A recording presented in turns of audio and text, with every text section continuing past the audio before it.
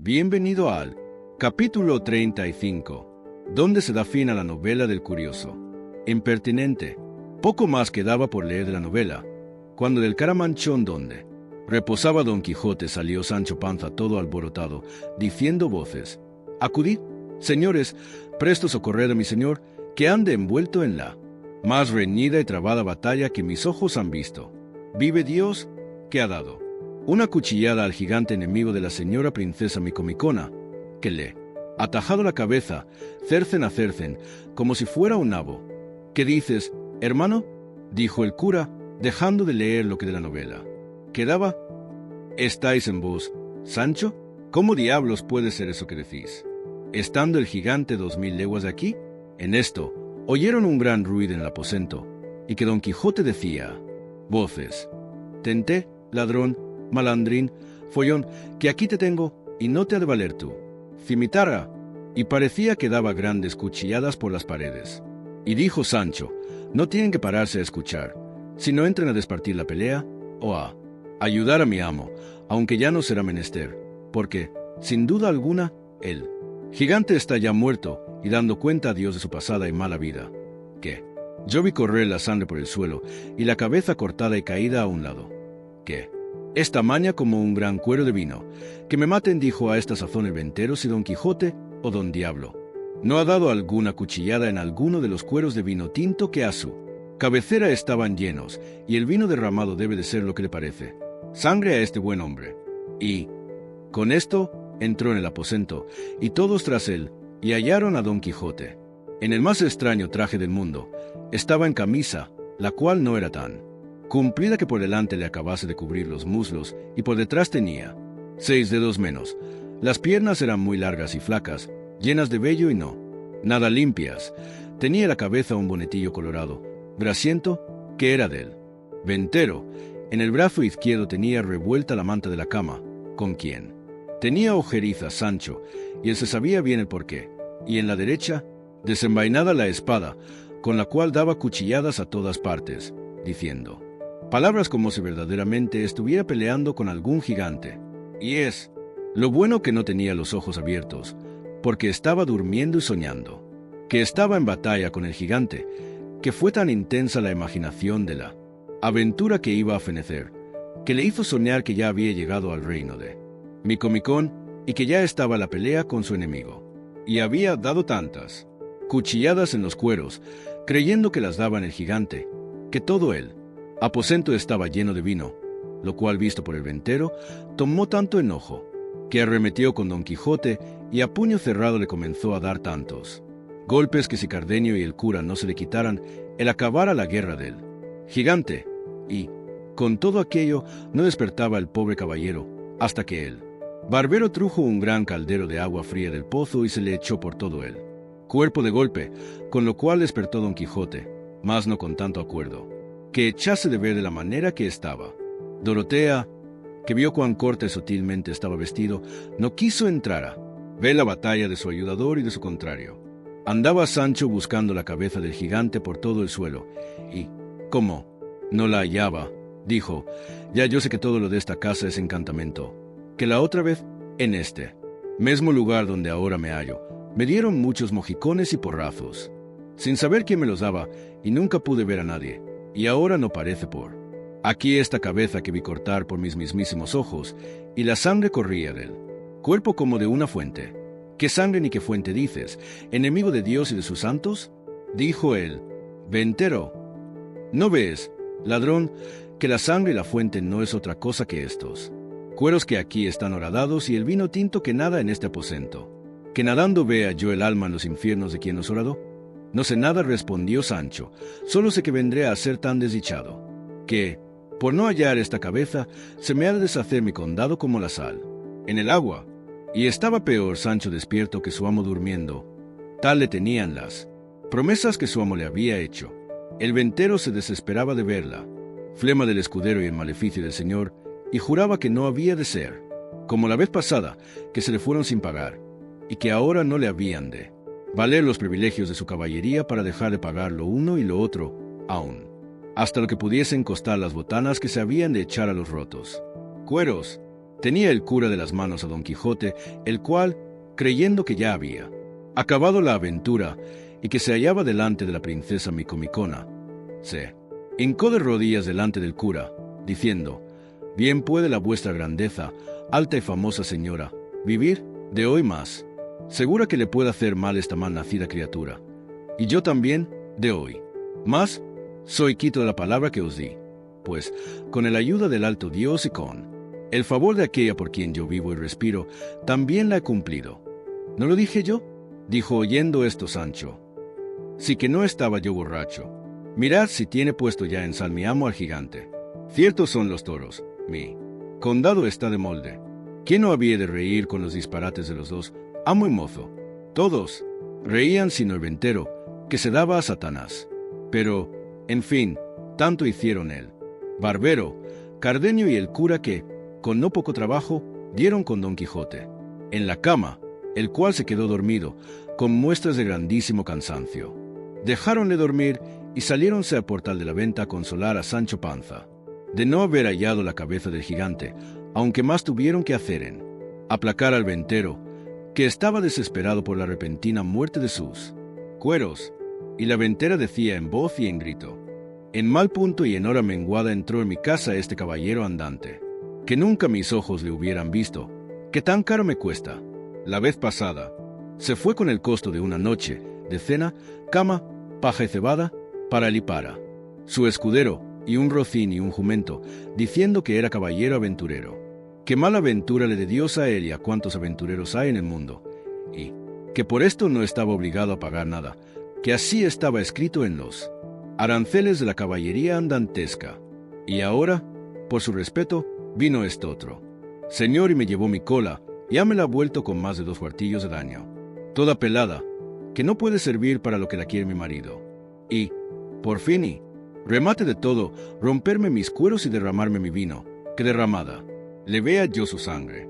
Pues no se piense que, por los huesos de mi padre y por el siglo de mi madre, si no me lo han de pagar un cuarto sobre otro, o no me llamaría yo como me llamo ni sería hija de quien soy». Estas y otras razones tales decía la ventera con grande enojo y ayudábala su buena criada Maritornes. La hija callaba y de cuando en cuando se sonreía. El cura lo sosegó todo, prometiendo de satisfacerle su pérdida lo mejor que pudiese, así de los cueros como del vino, y principalmente del menoscabo de la cola, de quien tanta cuenta hacían. Dorotea consoló a Sancho Panza diciéndole que cada y cuando que pareciese haber sido verdad que su amo hubiese descabezado al gigante, le prometía, en viéndose pacífica en su reino, de darle el mejor condado que en él hubiese. Consolóse con esto Sancho, y aseguró a la princesa que tuviese por cierto que él había visto la cabeza del gigante, que, por más señas, tenía una barba que le llegaba a la cintura, y que si no parecía, era porque todo cuanto en aquella casa pasaba era por vía de encantamento, como él lo había probado otra vez que había posado en ella. Dorotea dijo que así lo creía, y que no tuviese pena, que todo se haría bien y sucedería a pedir de boca. Sosegados todos, el cura quiso acabar de leer la novela, porque vio que faltaba poco. Cardenio, Dorotea y todos los demás le rogaron la acabase.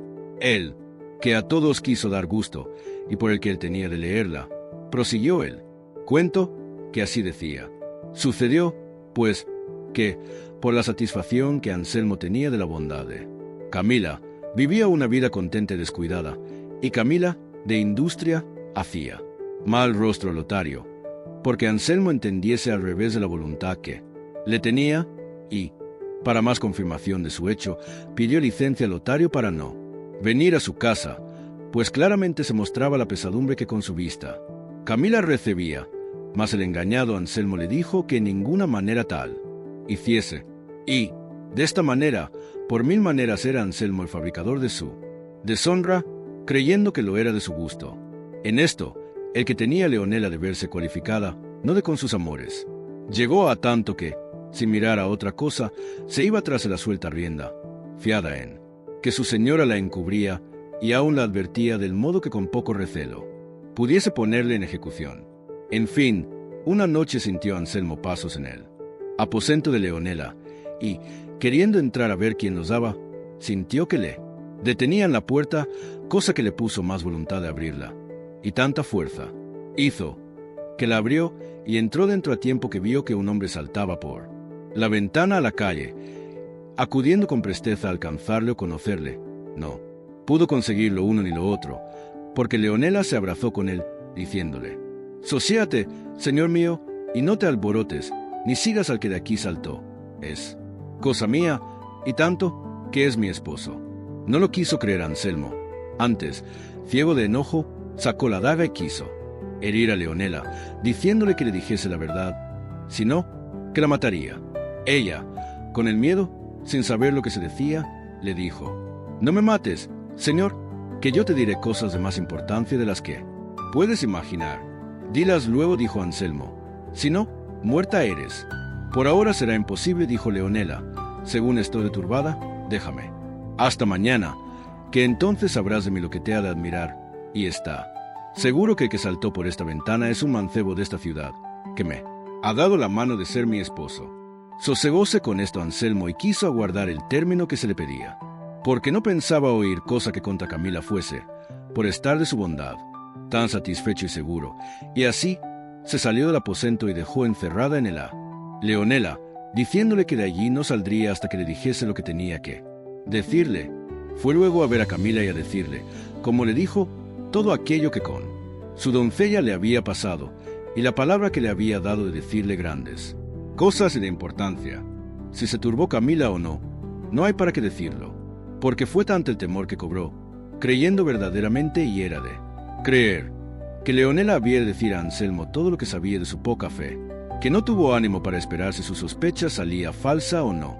Y aquella mesma noche, cuando le pareció que Anselmo dormía, juntó las mejores joyas que tenía y algunos dineros, y, sin ser de nadie sentida, salió de casa y se fue a la de Lotario, a quien contó lo que pasaba y le pidió que la pusiese en cobro o que se ausentasen los dos donde de Anselmo pudiesen estar seguros.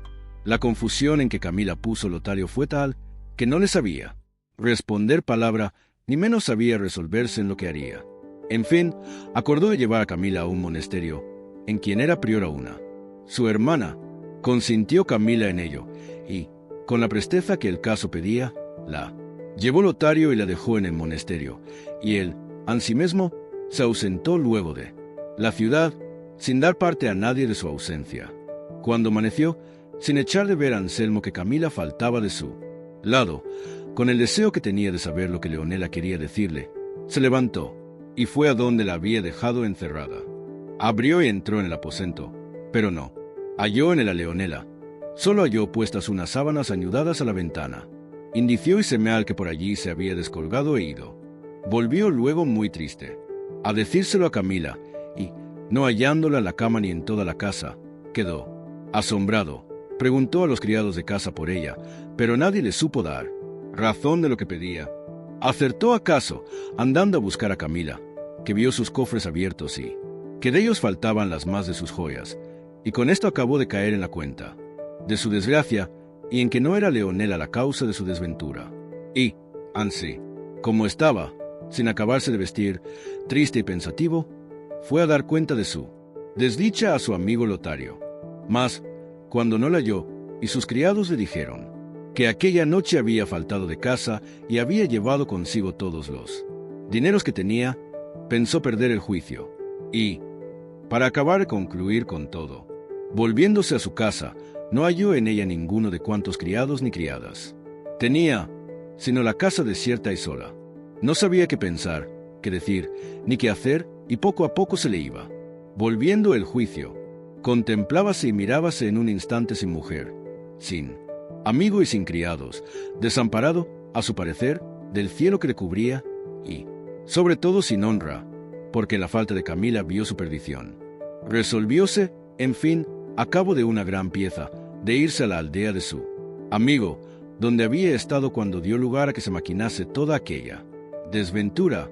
Cerró las puertas de su casa, subió a caballo y con desmayado aliento se puso en camino, y apenas hubo andado la mitad, cuando, acosado de sus pensamientos, le fue forzoso apearse y arrendar su caballo a un árbol, a cuyo tronco se dejó caer, dando tiernos y dolorosos suspiros, y allí se estuvo hasta casi que anochecía, y a aquella hora vio que venía un hombre a caballo de la ciudad, y después de haberle saludado, le preguntó qué nuevas había en Florencia. El ciudadano respondió: las más extrañas que muchos días se han oído en ella, porque se dice públicamente que Lotario, aquel grande amigo de Anselmo el rico, que vivía a San Juan, se llevó esta noche a Camila, mujer de Anselmo, el cual tampoco parece. Todo esto ha dicho una criada de Camila, que anoche la halló el gobernador descolgándose con una sábana por las ventanas de la casa de Anselmo. En efecto, no sé puntualmente cómo pasó el negocio, solo sé que toda la ciudad está admirada de este suceso, porque no se podía esperar tal hecho de la mucha y familiar amistad de los dos, que dicen que era tanta, que los llamaban los dos amigos. Sábese, por ventura, dijo Anselmo, el camino que llevan Lotario y Camila. Ni por pienso, dijo el ciudadano, puesto que el gobernador ha usado de mucha diligencia en buscarlos.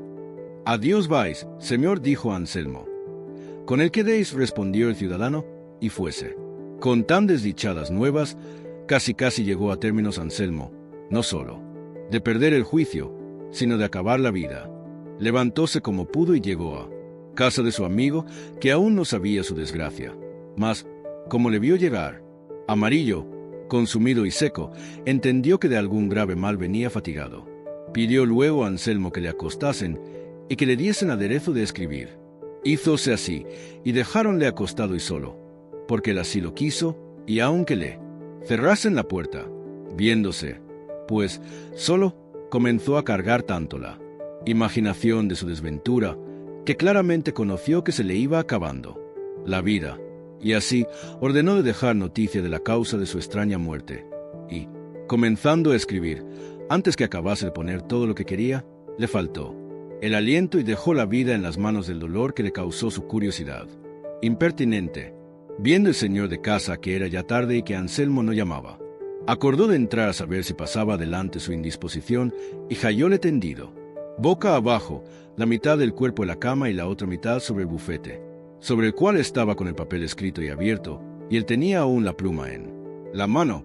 Llegóse el huésped a él, habiéndole llamado primero, y, trabándole por la mano, viendo que no le respondía y hallándole frío, vio que estaba muerto. Admiróse y congojóse en gran manera, y llamó a la gente de casa, para que viesen la desgracia a Anselmo sucedida, y, finalmente, leyó el papel, que conoció que de su misma mano estaba escrito, el cual contenía estas razones: un necio e impertinente deseo me quitó la vida. Si las nuevas de mi muerte llegaren a los oídos de Camila, sepa que yo la perdono, porque no estaba ella obligada a hacer milagros, ni yo tenía necesidad de querer que ella los hiciese, y, pues yo fui el fabricador de mi deshonra, no hay para qué. Hasta aquí escribió Anselmo, por donde se echó de ver que en aquel punto, sin poder acabar la razón, se le acabó la vida. Otro día dio aviso su amigo a los parientes de Anselmo de su muerte, los cuales ya sabían su desgracia, y el monasterio donde Camila estaba, casi en el término de acompañar a su esposo en aquel forzoso viaje, no por las nuevas del muerto esposo, más por las que supo del ausente amigo. Dícese que, aunque se vio viuda, no quiso salir del monasterio, ni menos hacer profesión de monja, hasta que, no de allí a muchos días, le vinieron nuevas que Lotario había muerto en una batalla que en aquel tiempo dio Monsieur de Lautrec al gran capitán Gonzalo Fernández de Córdoba en el reino de Nápoles, donde había ido a parar el tal arrepentido amigo, lo cual, sabido por Camila, hizo profesión y acabó en breves días la vida a las rigurosas manos de tristezas y melancolías. Este fue el fin que tuvieron todos, nacido de un tan desatinado principio. Bien, dijo el cura, me parece esta novela, pero no me puedo persuadir que esto sea verdad, y si es fingido, fingió mal el autor, porque no se puede imaginar que haya marido tan necio que quiera hacer tan costosa experiencia como Anselmo. Si este caso se pusiera entre un galán y una dama, pudiérase llevar, pero entre marido y mujer algo tiene del imposible, y, en lo que toca al modo de contarle, no me descontenta.